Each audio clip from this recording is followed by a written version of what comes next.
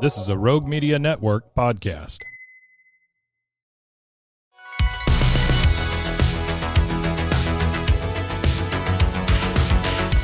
Welcome back to another episode of No Waco. This is your host, Debbie. Welcome back to another episode of No Waco. I'm your host, Debbie, and today we have a very special guest here in the studio. Go ahead and introduce yourself. All right. Hi, my name is Spencer Hopkins, and I am the founder of Protocol Creative. And here we go. Yeah, here we are. Here we are on the 21st floor of the Alico building. It's amazing. I haven't been this high up in a building in quite some time, and that elevator is something. A lot of people on the show are always concerned about which one did you take. So you got the one when I walk into the lobby, it's the one on the left. See, that's the worst one. Oh yeah, gosh, no, okay. you gotta get the middle or the left. So you didn't even warn me about I'm this. sorry. I should have. Oh my goodness. I did tell you to bring your you. ID to check in, and that was the important thing. Yeah. They do know who I am. I am on file now. We fingerprint you to get into the studio. And we do take down all your information just for legal sake. But they anyway, have my socials now. Can you believe your socials, that? Your mother's maiden name, firstborn child, where I went to already high on school. file. Yeah, we keep it all on record just for this episode. But thank you so much for being here. Yeah, of course. One of the first questions I always ask new guests on the show is, what brought you to Waco, and what's your Waco journey? Yeah, so we were talking a little bit before we started going. My Waco story is not entirely my Waco story. Mm-hmm. So my fiance and I, my now fiance, we had been trying and praying for a way to get to Texas for as long as we can remember. I mean, we met in Idaho when we went to college, and then we got to this point where we're like, we want to. Let me back up just a little bit. So I grew up in Portland, just half an hour south of Portland, Oregon. She grew up in Kennewick, Washington, in the Tri-Cities. So that's southeastern Washington. Mm-hmm. And so we had grown up there in the Pacific Northwest our entire lives. And we had been hoping and praying and trying to figure out a way that we could get ourselves to Waco. She's a scientist. So she was working at the National Lab in Tri-Cities, Waco, or Tri-Cities, Washington. Yeah. Got Waco on the brain. Mm-hmm. She was working at the lab, and her boss said, "Hey, I just got this position. I'm going to open a lab at Baylor.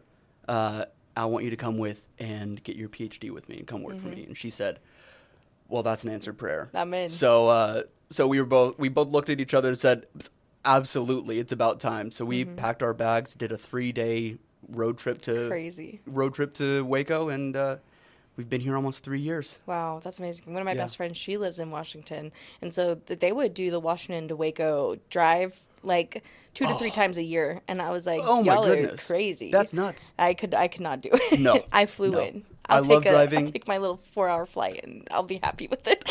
Yeah, exactly. But that's amazing. Well, so that's beautiful coming here. So how long have you been in Waco now? We've been here for just under 3 years now. Wow, that's amazing. And now you're starting your own venture. Yes. So what has that been like? Oh, a lot. Good. Oh my goodness. I think if you talk to any entrepreneur, if you talk to anyone who owns their own business, they'll have the same story. It started as something completely different. It bloomed into something that I'd never imagined it would be. And now I can't imagine doing anything else. I love it. Yeah. So tell me, what is your mission behind Protocol? And tell me what you do. Okay. So to understand Protocol, because I'm not like other branding agencies. Yay. Snaps. So to understand Protocol, you kind of have to understand where I came from and my kind of career path. So my career really started when I was working for my dad. And my dad is an exit planning advisor. So he helps businesses. He helps businesses pass the torch on to the next generation. So he helps facilitate the sale of the business. He helps identify who the next CEO or who the next business owner is going to be. And then he helps facilitate that transition process, because it's a 15-year process. It's not something you do lightly, because you're handling your legacy now. So I started working for my dad, right? And the lessons that I learned working for him about the value of actually selling your business and transitioning and making your business last for more than one generation, phenomenal.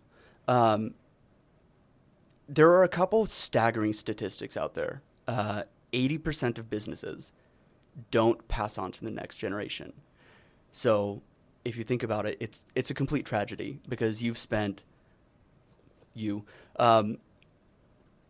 you think about it, you've spent 35, 40 years building something up and cultivating amazing relationships with people in your community. And you have processes and you have ways of doing things and you have insider knowledge about the way that your industry works. And then to just shut that down, 40 years of someone's life and knowledge, just poof, gone, not capitalized on, not passed on to anyone else. It's a complete tragedy. And thinking about it, it's like if you saw a national monument like what's it called? Oh, no. Cut this part out. I was like, the Lincoln Monument. Yeah, no, like like if you saw the Washington Monument just Washington crumble Monument, in front of your eyes. It's like we've lost something that was so beautiful. is a community institution. And the thought of that just I hate it. I really hate that thought. So, but on the flip side, when you do actually transition your business, say you have 15 employees. This applies for every single employee that you have. When you transition, not only is there a massive economic payoff for the business owner and their family, you can set up the trusts that you develop to help your kids go to college debt free. I mean, what a dream for anyone our age. Like coming out of college debt free. Amazing. Gets you so far ahead in life. It helps you set up philanthropic endeavors. It helps you do all sorts of things that have massive community impact. And we saw a lot of that. A lot of business owners that we worked with are so community minded, and it's so important to me. But the founder's family aside, when you look at their employees, if the business doesn't transition, you've now got 15 or so employees who now have to take their families and go find new work. They might have to leave the community. They have to pull their kids out of sports. They have to pull their kids out of school. They have to find new schools. They have to find new sports. They have to find new churches to go to. Their friendships and the communities and their circles that they've built in that community, gone. Yeah. And it's a tragedy.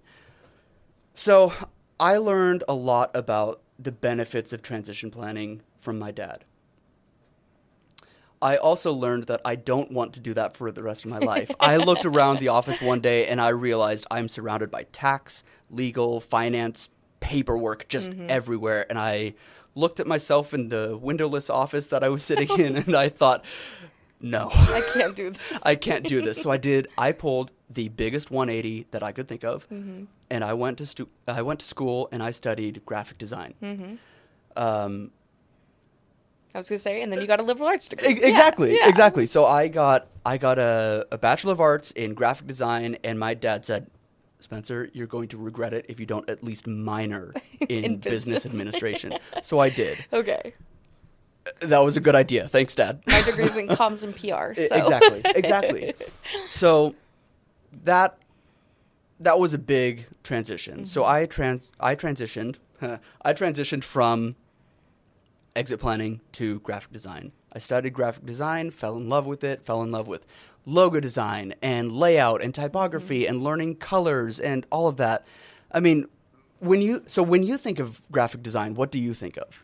Usually businesses or merging, accounts or getting a business started and advertising kind of all goes hand in hand. Yeah. Marketing, product placement, exactly, et cetera, et cetera. So a lot of people think about the colors that you use. They think about fonts. They think about my color, my branding. What do I look like? How do I appear to other people? Another way that I just made a video on this on my socials.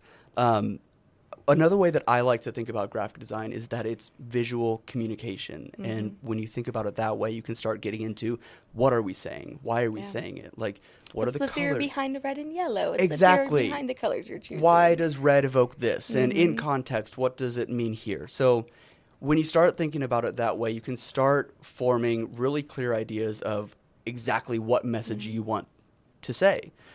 And then you can also start thinking about who you want to say that to and why they care. And you can start just going down this little rabbit trail of thought.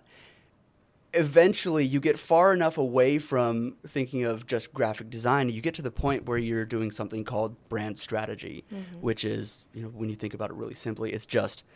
How many times have you read Building a Brand Story? Oh, my, so many times. So many times. It's amazing. Yeah. But when you start thinking about that, all branding and brand strategy is figuring out what you want people to think about you and then figuring out a way to get them to think that. And that is, when you start thinking about that, it just takes off from there. Yeah. It's amazing. And I can tell you're passionate about it too, which is completely. Absolutely amazing. Completely. What would you say is your mission behind it and what drives you? Well, it's funny you ask because that's exactly where the next part goes. So as I got into graphic design and I started working on graphic design, I had this client. I had this client. It was a group of dentists, and they came to the design studio agency that I was working at, and they said, we need a new logo. And so I just hopped in and said, that's my thing. I'll do it. Let's go. And so I pumped out 500 different options, as you do. I was so excited to get into the actual work of it. And we went through presentation 1. They said, not really our thing. Okay, I'll go back and pull 3 more options. Again, not really our thing. And then in the third presentation, they stopped me and they said, Spencer, just slow down. We can tell you're passionate about this. We can tell you enjoy what you're doing here. Yeah. Do you know why we're doing this? And I stopped and thought and was like, no, I didn't even think to ask that. And so in that moment, I realized that in my own personal process, I needed to figure out asking those questions of why are we doing this? Who are we doing this for? And that was kind of my first foray into brand strategy and, identity design as a whole as something bigger than just graphic design. So that was a whole process. So then I started looking at how do I do this more, because I really enjoyed, once I sat down with them and they said, we're doing it for this reason, for these people, and we want to have this as an outcome. I was able to go back to my studio, go back to my desk, pump out 3 other options that were dialed in on that thing, and then I went back and they said, perfect, that one. Yeah. And having that clear mindset and that clear strategy helped so much. It was incredible. I love that. So I realized that's what I want to do. So as I got further into brand strategy and figuring out who these things are for and identifying our mission and our vision and our values for people and what we stand for as a company, I realized I can use this to help other people build businesses that last for multiple generations and can be sold and passed on to the next generation. And I realized I'm right back where I started. And I had this kind of moment where I'm like, oh no, I've become my own father. I think everybody goes through that at least Everyone once in goes their life. through that. Yeah. That was my big moment of oh no, it's happened to me too. I love that though. Yeah. And what a full circle moment. And it's absolutely beautiful to get to see. Completely. With that, how do you think your experience and everything has kind of shaped what you do now versus what you did in your early days? It's a lot more high level. A lot more high level. A lot of people, when I tell them, oh, I'm a brand strategist, or I do content strategy, or I do social media, they say, oh, so you're a graphic designer. Yes, and also you other things. Yes, and classic improv move right there. Yes, and. So they asked me, okay, so what does that mean? Well, a lot of that brand strategy you can then take and apply to, okay, what do we want? It goes back to what do we want people to know about us and how do we get them to think it?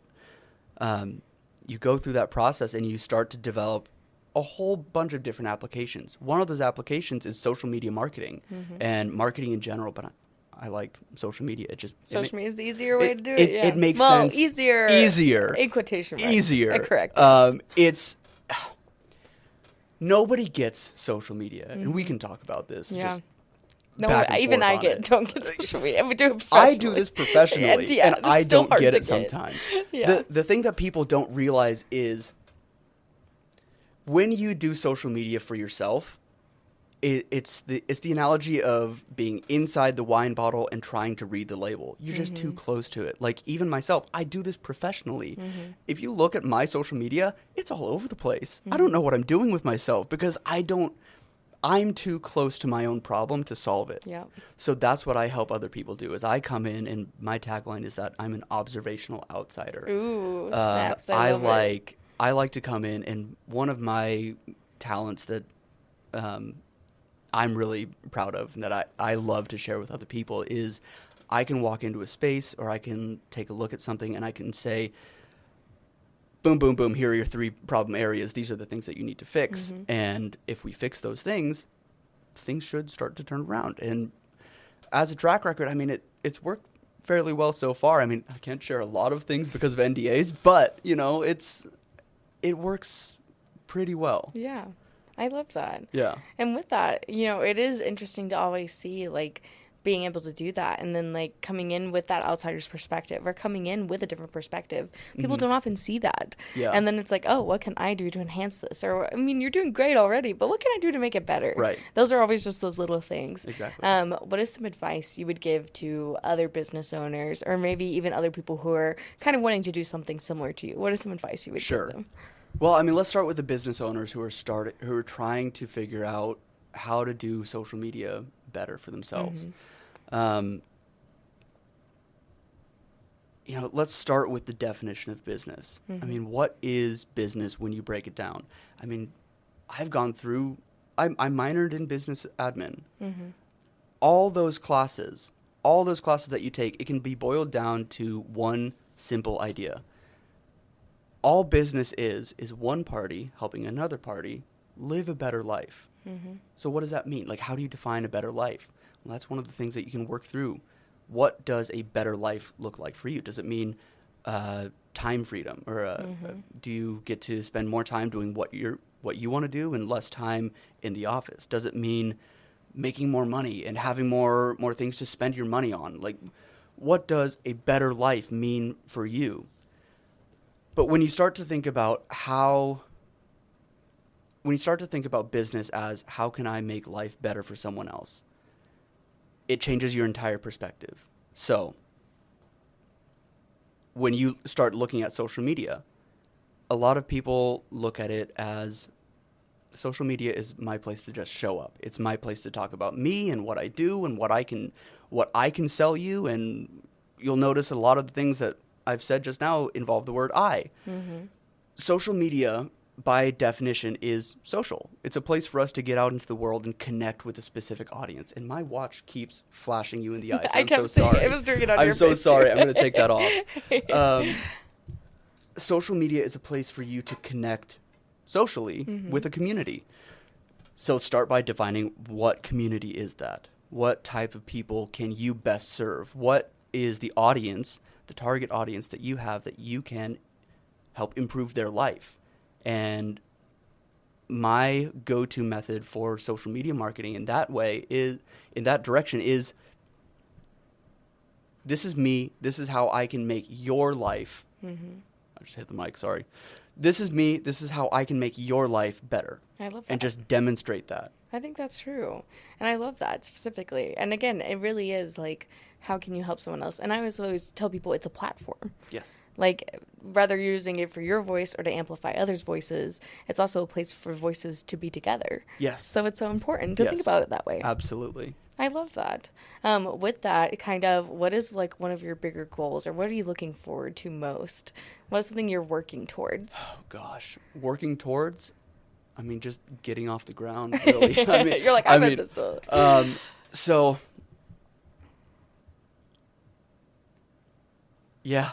Yeah, understandable. Let's cut that. No, it's fine. Oh, gosh, I need to stop saying that.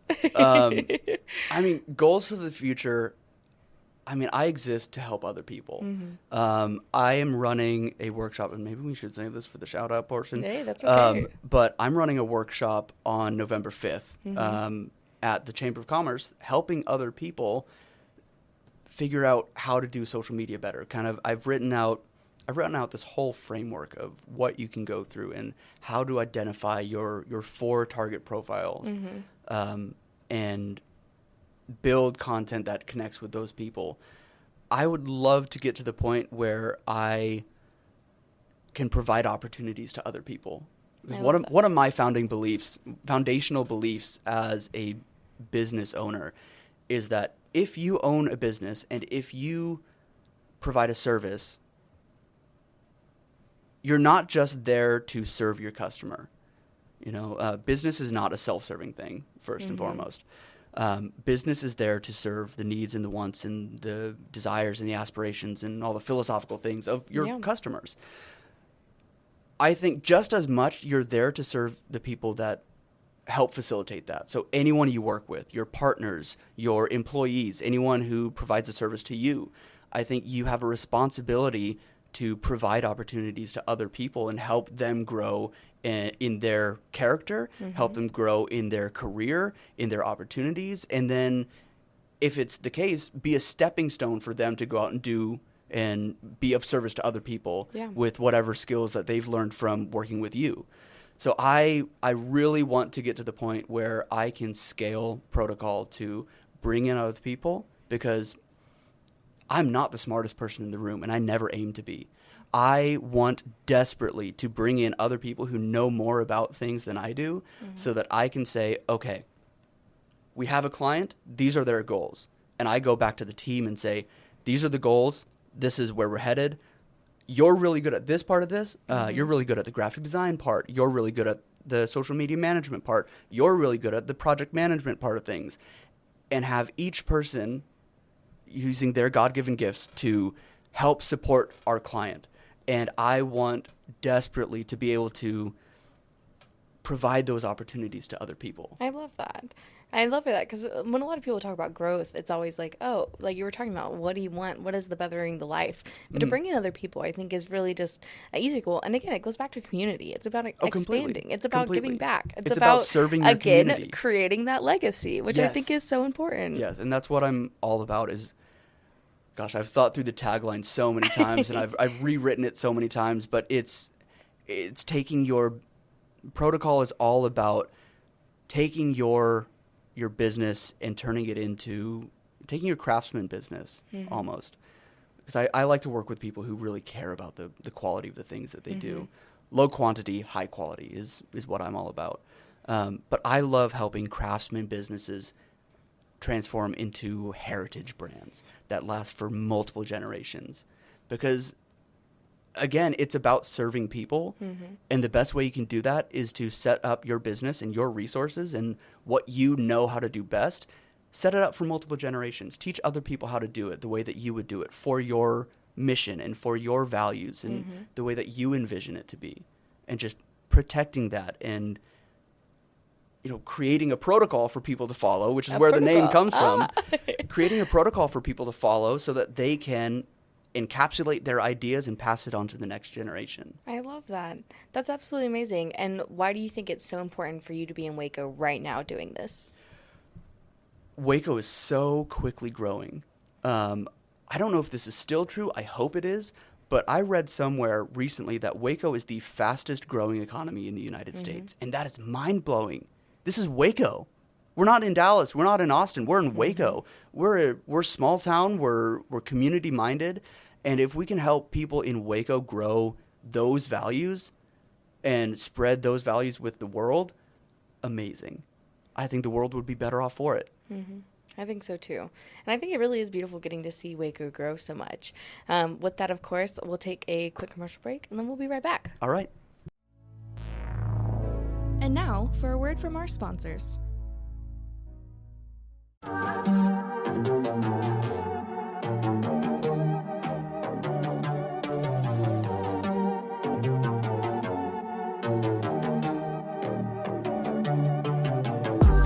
Hey y'all, I'm April. Hi, I'm Caroline. And we have a new podcast for you. What's it called, Caroline? Bloody Happy Hour. It's going to be your new favorite guilty pleasure. We're going to talk about some bloody stuff. Serial killers. True crime. Rape. Rapists. Why not join us? We'll have a good time. You literally never know. I don't know what I'm going to say. Bloody Happy Hour. Apple Podcasts, Spotify, or wherever you listen to podcasts.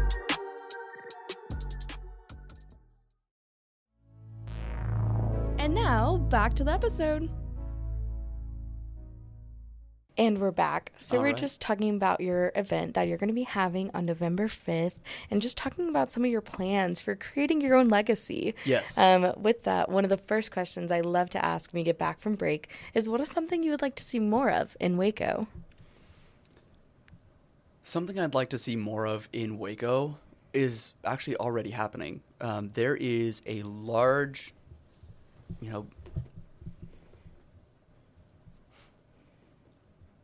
explosion? Yeah, like expansion.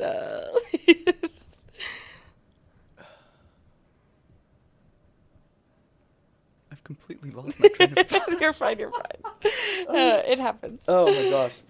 And it's a hard question. I told you to think about it at the beginning. No, you did. You warned me about this.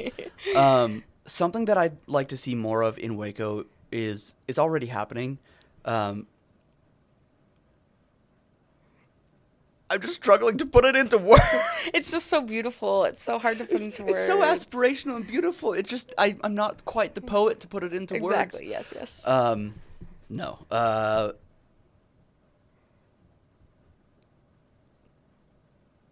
I know what I'm trying to say. I'm just trying to find the words. It's okay. I love seeing the cogs moving, so. That's why this is edited. Thank God. It's a very hard question. Thank you. No, something that I'd like to see more of in Waco is already happening. There is a kind of a spring of businesses and communities coming up with. I'm so sorry. You're fine. You're fine. You're like, what are we doing? It's okay. We're just vibing. Do you want to ask a question again? Yeah, let's do that. Okay. Let's do that. And what is something you would like to see more of in Waco? Something that I'd like to see more of in Waco, I'm actually seeing happen already. There is kind of a springing up, I guess, is the best way to put it, of businesses that are focused on quality over quantity, like I was talking about earlier. People that are focused on producing just an incredible product. We've got the new Magnolia Hotel that went up. That is just, if you've been in that space, it's crazy, amazing. I could live in there, no problem. Yeah, that's what I think it's made. Well, living occasionally, sure, for short periods of time. But I mean, I could live in there genuinely. Yeah. It's so beautiful, and it's such an amazing space that promotes creativity. We've got Hotel Herringbone that just went in with some of the most, just great drinks. Yeah. With such an attention to detail.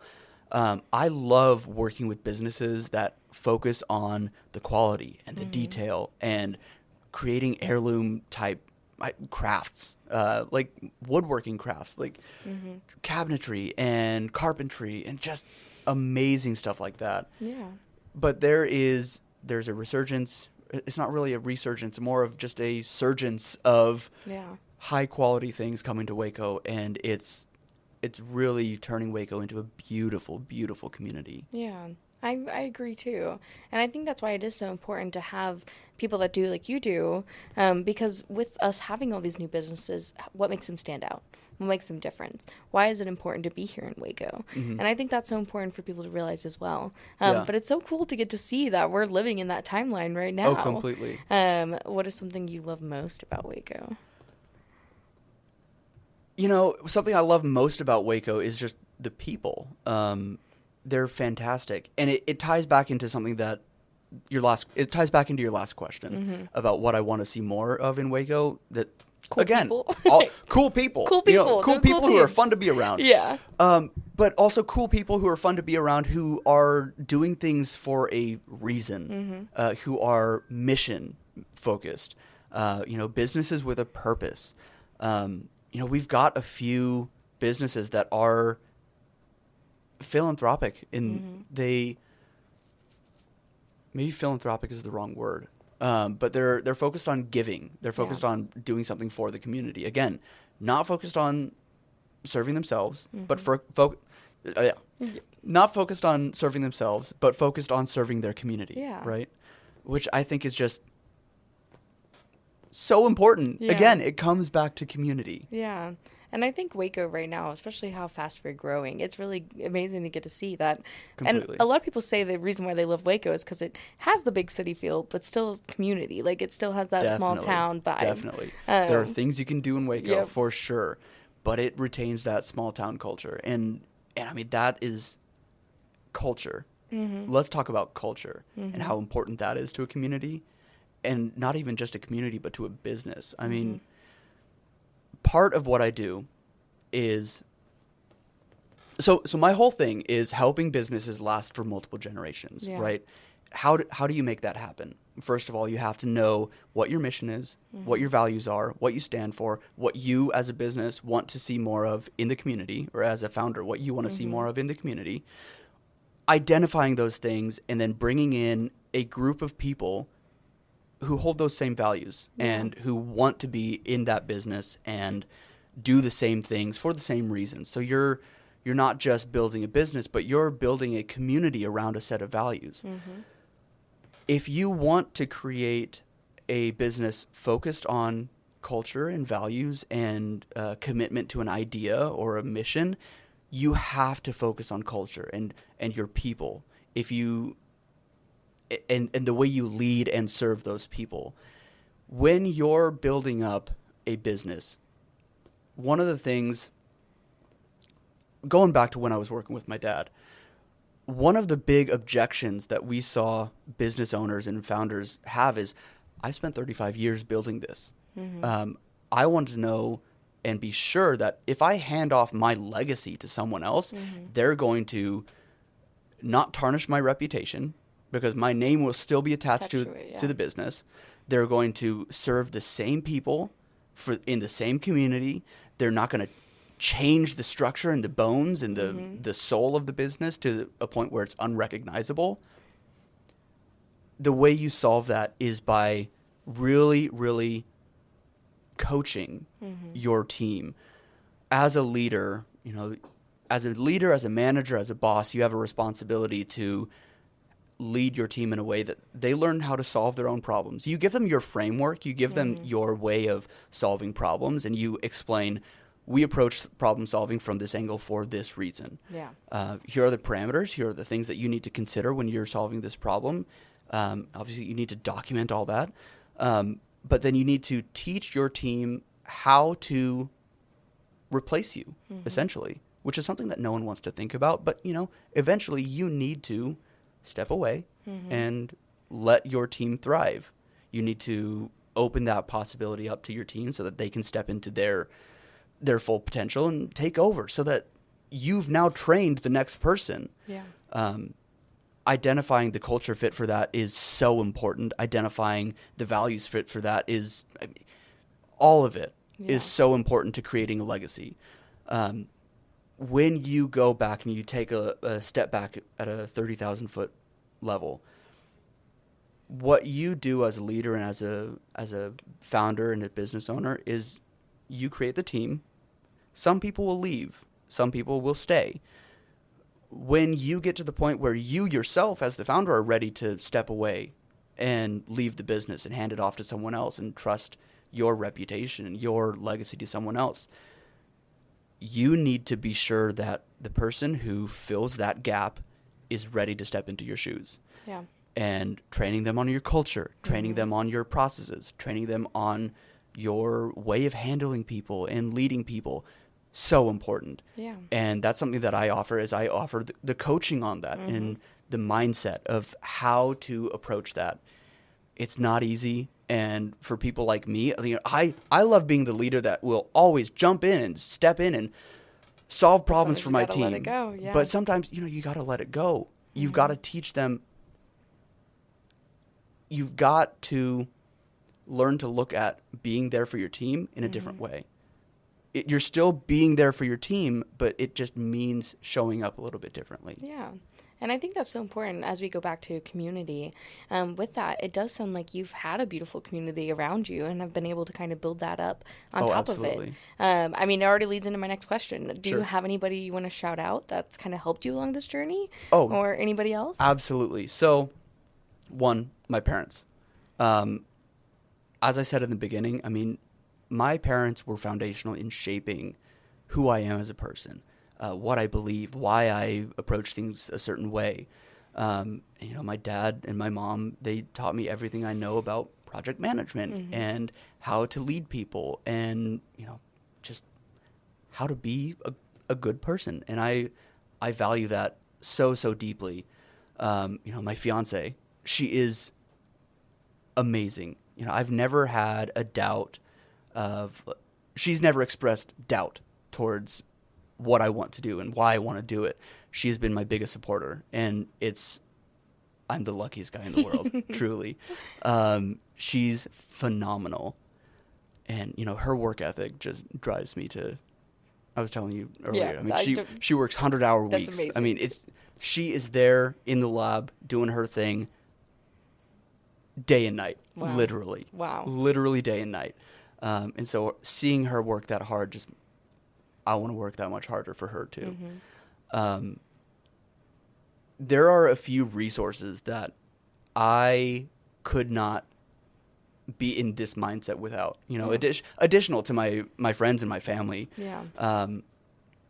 There is a community online called The Future. It's led by this guy named Chris Doe, who absolutely changed well, not absolutely changed, but added the little seasoning. Because my dad is in exit planning. He's a finance guy. My mom was a CPA. She was a project manager. So we've got a whole bunch of I forget the difference. Left brain or right brain. I'm the first person to go from more creative, the tax, legal, finance side of things to the art and design side of things. It's a different way of approaching it. It's a different way of thinking. And so I've never how do you help clients through thinking something through like graphic design? Like, what are the parameters for success? It's, in their eyes, a lot of the time, it's art. How do you qualify art as being successful or not successful? This community has been absolutely phenomenal. They have a group called The Accelerator, which I was fortunate enough to be on their advisory board for a while, for about 6 months, before they cycled through and said, all right, we're going to have our next set of advisory members. And they have an incredible framework for getting your creative business off the ground. Their framework, I've seen so many people go through that framework and they get their 5-figure badge. They get their I got a client from outreach badge. They get their, you hear about communities like this online and you join them and it's just dead silent. There's not any actual community. Yeah. Exactly. It's not a community. It's just a course. Not at all the case. This is the most involved, engaged, creative community I've ever had the pleasure to be a part of. Wow. And they're fantastic. I love that. Yeah. That's amazing. Yeah. Wow. And is there anyone else you would like to shout out that's helped you along this journey?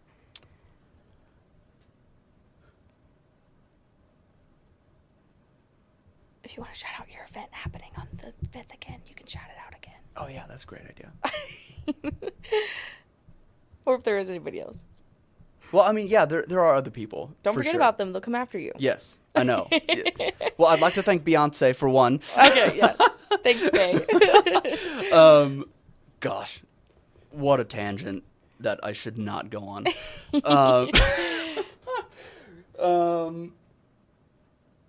Good grief. So other communities that I've been a part of that have been super helpful. Startup Waco is one. Shout out Startup Waco. It's super involved community. We've got the Waco YPs. Super amazing. Love those people. But, it all comes back to, my faith is super important to me. And my relationship with Christ and the way that I've learned to lead people in that way of being a servant leader has just, my entire business philosophy, when I step back and I study it, it's all founded on the principles of Christ. I mean, it's just being there to serve others and putting yourself last. Love God, love people. Absolutely. Yeah, I love Absolutely. that. It's amazing. That's amazing. I've got this workshop that I'm doing coming up on November 5th, where, if you're struggling to grow on social media, like if you have been showing up, you've been chasing the viral trends, you've been using all the hashtags and it's just not clicking. Unfortunately, it sounds like there's something wrong with what you're saying or who you're trying to talk to. So I'm running a workshop. It's free. There's only 20 spots available, but I'm running it out of the Chamber of Commerce, and I'm going to help you look at social media differently, understand why people are on social media in the first place. I'm going to help you understand who you should be talking to, understanding the different platforms and what they exist for. I still don't understand X, so, Oh, gosh. Do any of us? No. Do any of us? I mean, we try our best. We try our best. But, I mean, each platform is different, and it's built for a different reason.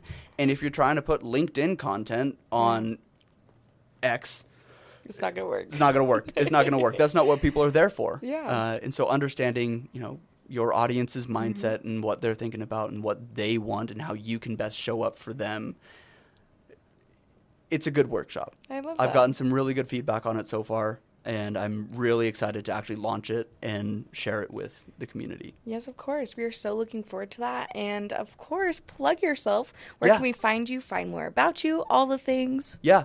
So my website is protocolcreative.com. My socials are protocol.creative on Instagram. I'm on LinkedIn. My personal Instagram is _ Spencer Hopkins. And give me a follow. Those DMs, yeah. If anything like this, if any of the things that we've talked about are interesting in any way, shape, or form, or if you just want to slide in and say, hey, go for it. I'm always there. All right, perfect. Well, thank you so much again for your time. This has been such a wonderful conversation. Of course. And it has been so enlightening. With that, last but not least, is there anything else you would like to share with our listeners today? It's time for your little soapbox moment.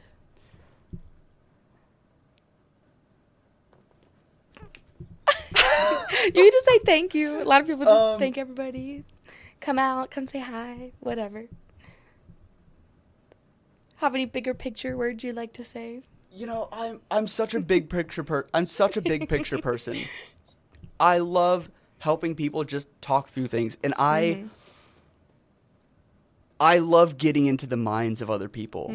I love talking to other people. I love asking questions, which, I've been asking you the questions. This is a whole lot of me talking and not doing a lot of asking questions. Yeah. But, I mean, that's one of the reasons why I want to start my own podcast. Hey. I would love to just sit and ask people questions all day long. That's why I get to do it. I know. Isn't it amazing? It's amazing. You learn so much about other people. But, the thing that I would want to share with other people is that, if you have a dream, if you have something that you can offer to other people, there's a way you can help other people. And nothing is more fulfilling than serving other people. I love that. It's the most incredible thing in the world, and it's opened up so many different opportunities for so many different people. Chase it. It's worth it. I love that. Well, thank you so much again for your time. I appreciate you coming all the way up to the 21st floor of the Alico building. It's been amazing. And thank you so much. for spending your hour with me. Yes, of course. Well, thank you. Thank you.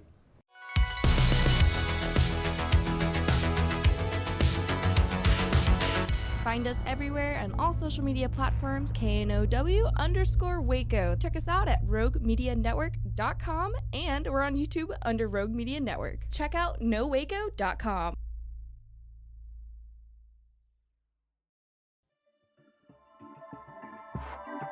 This has been a Rogue Media Network production.